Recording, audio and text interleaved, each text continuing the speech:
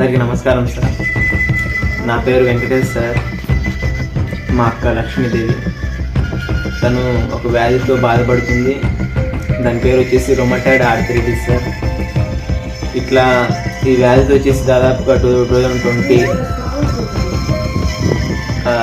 3 years నుంచి చాలా బాధపడుతూ, అంటే నేను పనికి పోతూ వచ్చిన ట్యాబ్లెట్స్తోనే చూపించేవాడిని, ఎందుకంటే తగ్గుతుందని.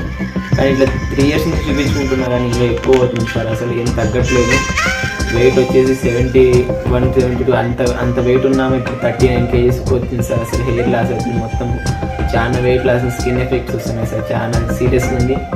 అయితే మెయిన్ ప్రాబ్లం ఏంటంటే ఈ డిసీజ్తో మనకు ఒకసారి వచ్చే జ్వరం వచ్చేసి మాకు వచ్చేసి డైలీ 104, 103.7 అట్లా రోజు టెంపరేచర్ 103 అట్లనే ఉంటుంది సార్. అసలు చూస్తే దాదాపుగా మేము 3-4 హాస్పిటల్ తిరిగినాం సార్. ఆ హాస్పిటల్ కూడా ఎక్కడ రికవరీ అయినట్లు మంచి మెడిసిన్ ఇవ్వట్లేదు సార్. అసలు అందుకు మంచి హాస్పిటల్ రిఫర్ కోసం మీ అందరి సహాయం కోసం ఇప్పుడు మేము మాట్లాడుతున్నాం సార్. అసలు అక్క వచ్చేసి సాధారణమైన మనిషి కూడా కాదు సార్. అసలు ఆమె IAS ఆస్పిరెంట్ సార్. అసలు చదువుతూ ఉన్న సిచ్యువేషన్లో ఇప్పుడు వచ్చింది సార్. అసలు నాకు కూడా ఇప్పటికీ కూడా ఆశ్చర్యం ఉంది సార్. ఎందుకంటే పాత ఫోటోలు, అప్పుడున్న సిచ్యువేషన్ అంత లావు, అసలు ఎంత మంచిగా ఉన్నా కానీ ఎన్ని పిలిస ముందలు వచ్చినా చేయలేదు సార్. మా అక్క మంచి చదువులో ఉంది కాబట్టి అనవసరంగా ఎందుకు చేయడం, మంచి సిచ్యువేషన్లో మంచి స్టేజ్కి వస్తుంది కదా అని చేయలేదు సార్.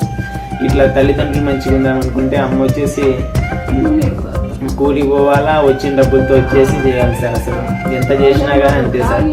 ఇప్పటికి కూడా అమ్మ ఇంట్లో లేదు. ఆ 150 వచ్చి ఆ డబ్బులతోనే పనికి వెళ్ళింది సార్. ఆ డబ్బులతోనే సాకాలట. నేను వెళ్ళకపోతే ఎట్లా అని ఇప్పుడు అక్కని ఇంటికాడ అమ్మని ఒక్కటే చూసుకోవాలి. ఈ సిచ్యువేషన్లో ఇట్లా ఉండి మరి ఇంత ఘోరంగా ఎవరికి ఉండదు సార్. అసలు ఇట్లా నేను చదువుకుంటా ఉండి మంచిగా ఖచ్చితంగా చదువుకోవాలనుకునే స్టేజ్లో ఉంటే మళ్ళీ నేను పనికి పోతేనే ఇట్లా ఇంట్లో జరగాల్సి వస్తుంది సార్. తండ్రి ఏమో అట్లయిపోయి ఆయన తాగేసి రోడ్ల ఉంటాడు, ఏం హెల్ప్ చేయడు.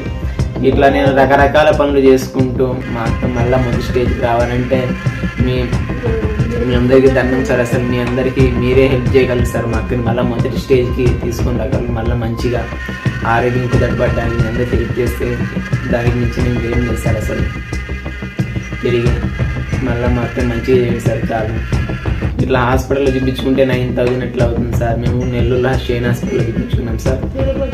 ఆ తిరుపతిలో చూపించుకున్నాం. చెన్నై డాక్టర్లు వచ్చింటే మళ్ళీ రెఫరెన్స్ కోసం మళ్ళీ తిరుపతికి వెళ్ళాం సార్. అసలు అన్ని హాస్పిటల్ తిరుగుతున్నా కానీ చెన్నైకి రండి, ఇట్లా మేము 7 lakhs అట్లా పెట్టుకోవాలని చెప్పింది సార్. అసలు మళ్ళీ CMC హాస్పిటల్ రిఫరెన్స్ కొంతమంది రిఫర్ చేసింది సార్. చాలా మంచి హాస్పిటల్ అని. అక్కడికి వెళ్ళాలంటే ఇలా లక్షల్లో పని సార్. అక్కడికి వెళ్తేనే కానీ అక్కడ మంచిగా ఉంటుందని మేము అనుకుంటున్నాం సార్. తిరిగి మా అక్కని స్టేజ్ చేస్తే మా ఫ్యామిలీ ఒక ఉండికి వెళ్తుందంటే అది పరంగా నేను మళ్ళీ చదువుకొని మా అక్కని మంచిగా చూసుకుంటాం. మా అక్క కూడా ఆరోగ్యం కుదరపడి అక్క కూడా వెళ్ళదండి సార్. అంతే. దయచేసి మీ అందరూ హెల్ప్ చేయండి సార్. ఎంత గొప్ప మనుషులు ఎవరెవరు ఉన్నారో వాళ్ళందరూ దయచేసి హెల్ప్ చేయండి సార్. మళ్ళీ మా అక్కకి మంచి రోజులు వచ్చేటట్టు చూడండి సార్.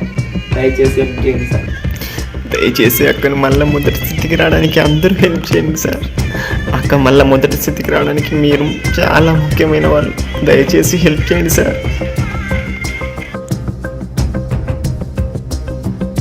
దయచేసి హెల్ప్ చేయండి సార్. మా అక్క మళ్ళీ UPSCకి ప్రిపేర్ అవ్వడానికి ప్రయత్నిద్దాం సార్.